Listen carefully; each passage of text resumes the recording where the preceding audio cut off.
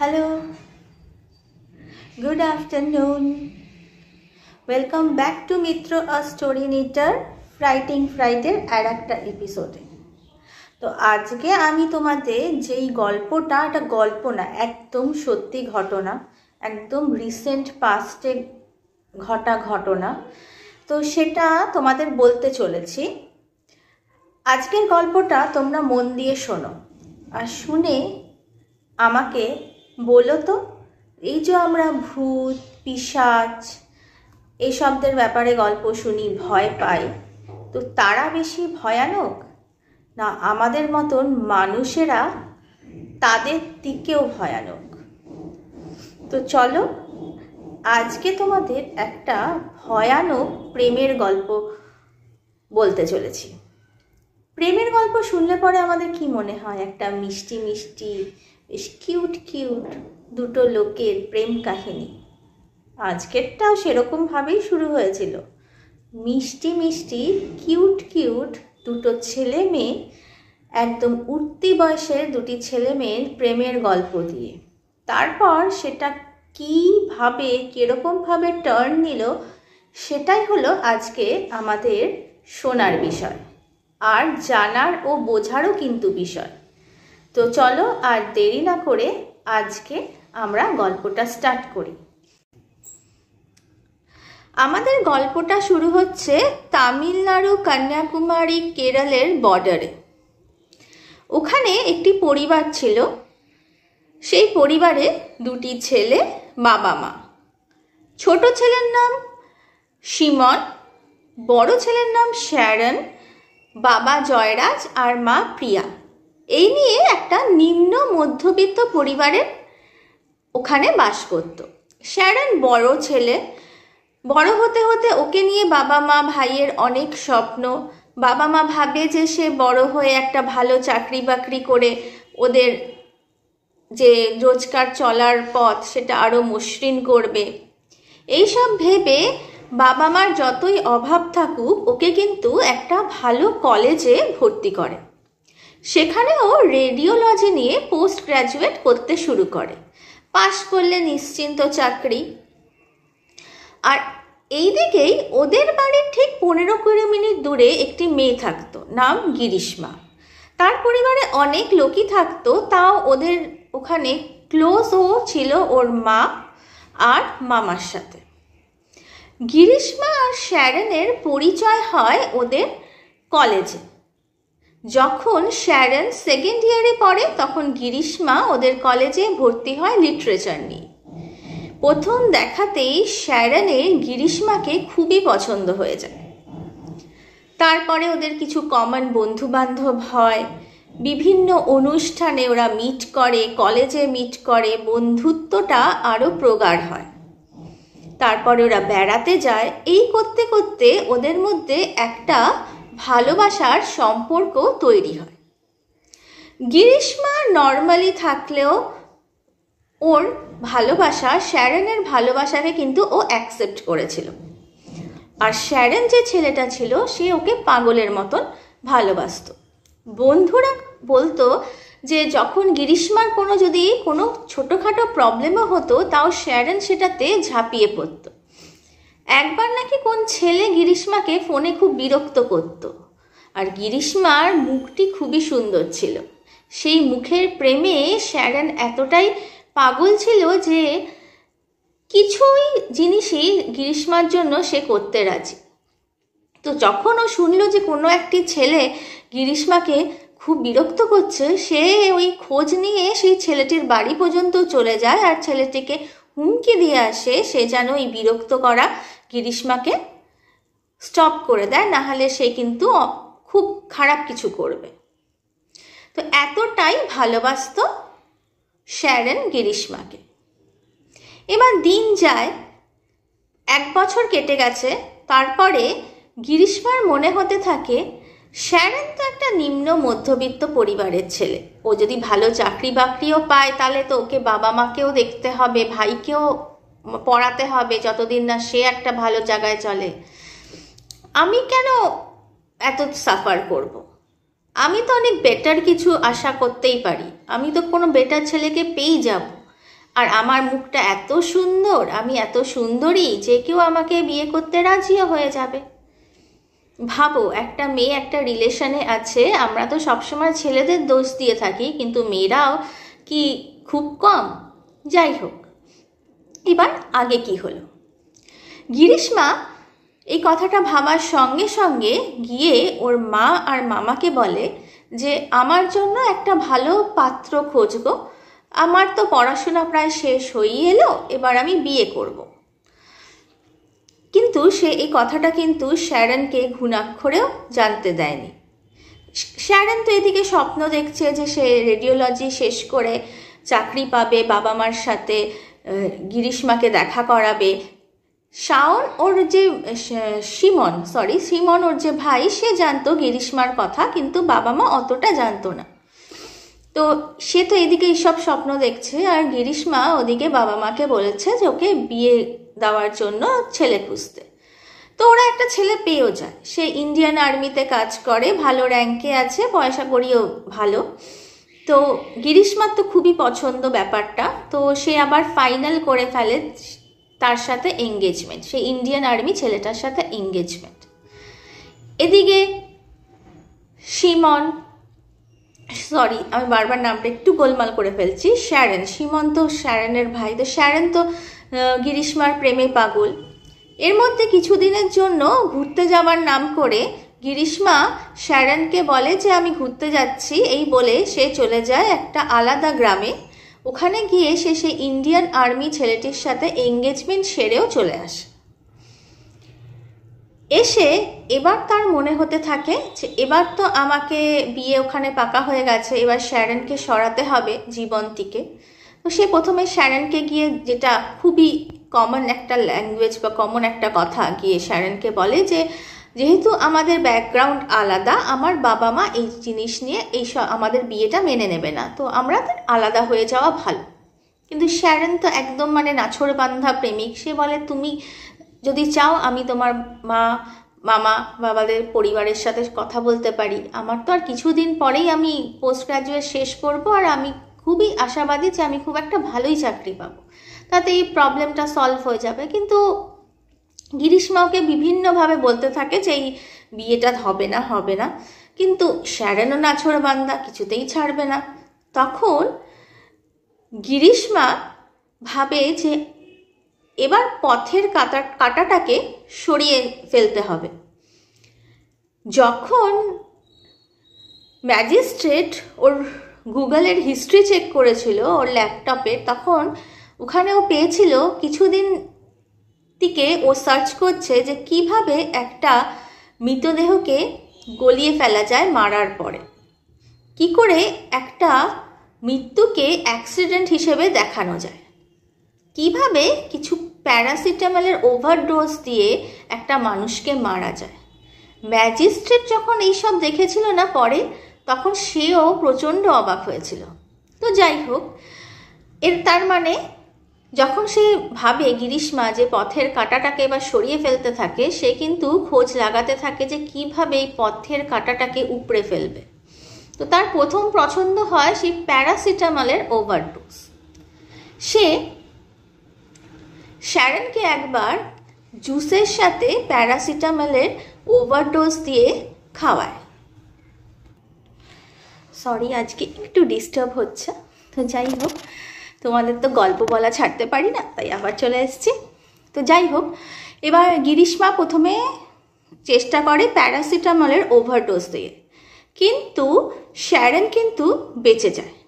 তখনও কি করবে, তখন পরে ও আর একটা মেডিসিন খোঁজে, সেটা ওভারডোজেও কিন্তু মানুষের মৃত্যু হতে পারে। তো ও একটা চ্যালেঞ্জ করে ছেলেটার সাথে, শ্যারনের সাথে, যে দুটো বটল নিয়ে একটার মধ্যে ওই সেই নতুন যে ওষুধটা সেটা গুলে ওকে ওভারডোজ দিয়ে ওকে বলে যে ওকে তো অবভিয়াসলি বলে না ওষুধের কথা, বলে যে চলো আমরা একটা চ্যালেঞ্জ করি, কে এই যে বটলের জুসগুলো তাড়াতাড়ি শেষ করতে পারে।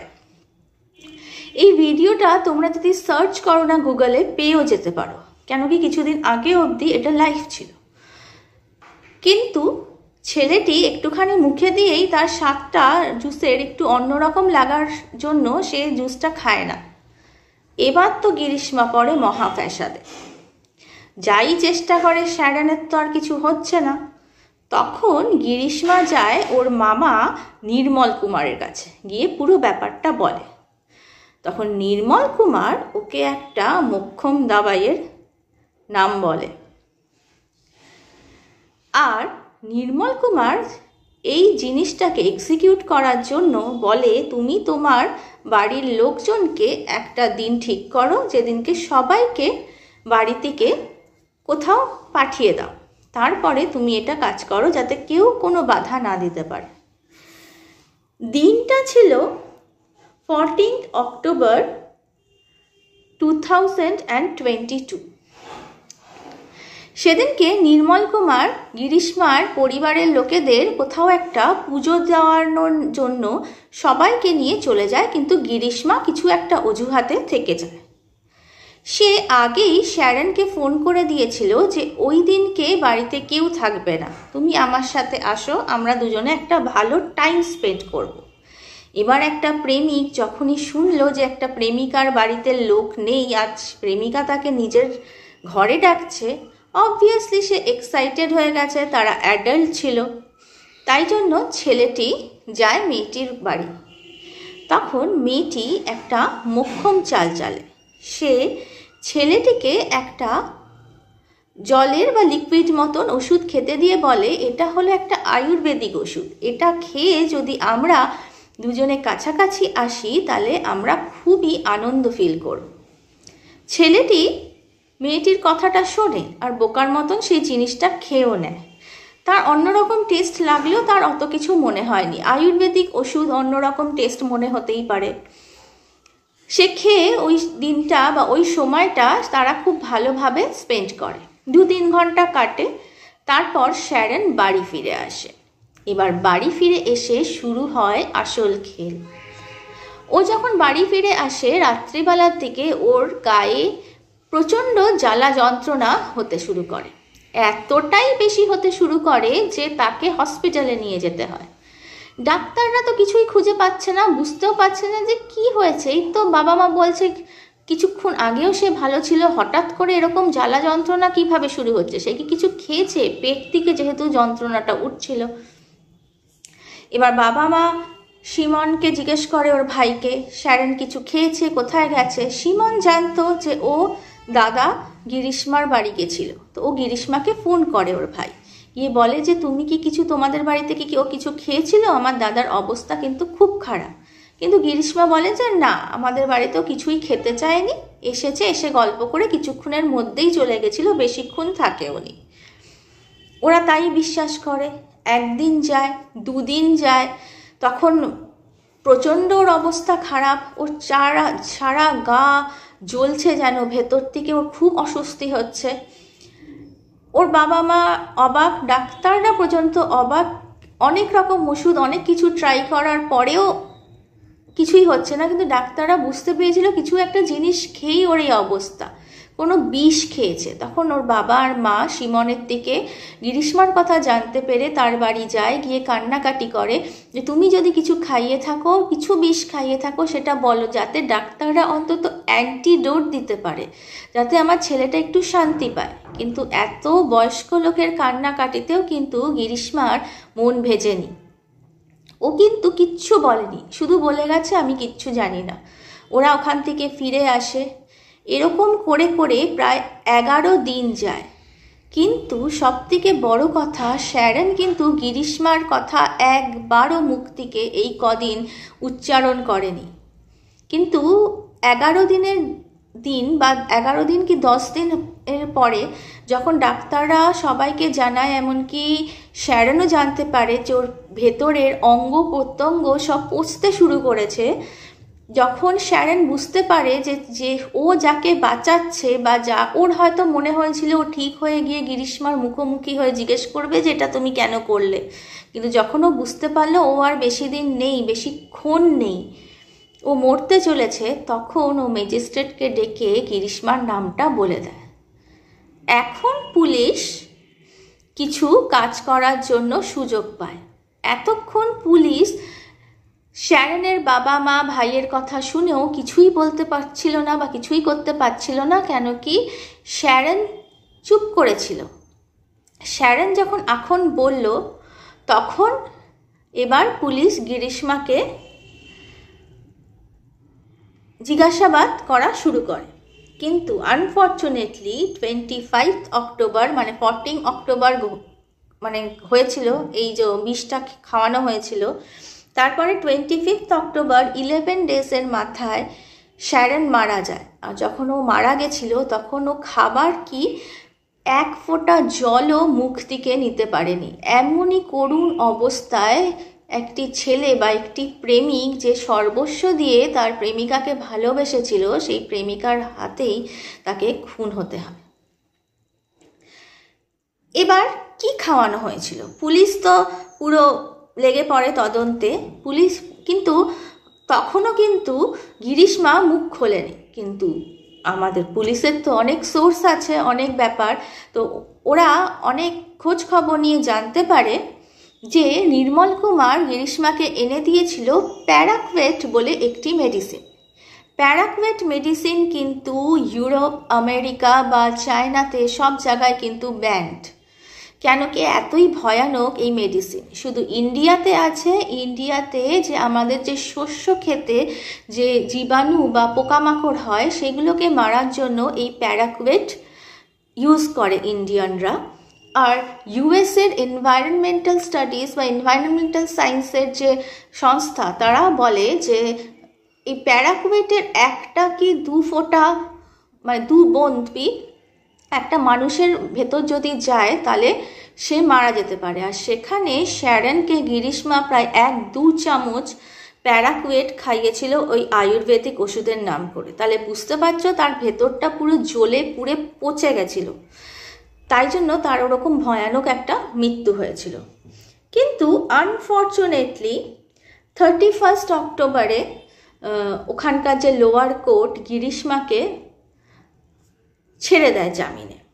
কিন্তু এই ব্যাপারটা পুলিশের কিন্তু ভালো লাগেনি। ওরা দেখেছিল ওখানকার কিছু লোক বা ওখানকার কিছু অফিসিয়ালস শ্যারনকে মারা যেতে দেখেছিল, তার কি অবস্থা হয়েছিল সেটা দেখেছিল। তাই জন্য এই অদ্ভুত বলবো কি নারকীয় যে খুনটা, সেটা পুলিশ পার্সোনালি নিয়ে নেয়।